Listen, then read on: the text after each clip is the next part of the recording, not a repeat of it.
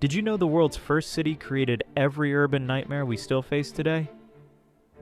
In ancient Ur, around 3800 BCE, archaeologists discovered something shocking.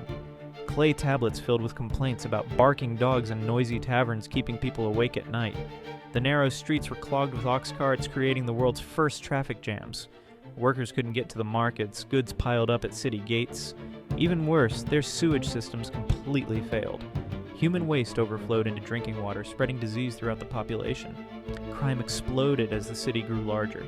Cuneiform records show constant break-ins and muggings in dark alleyways.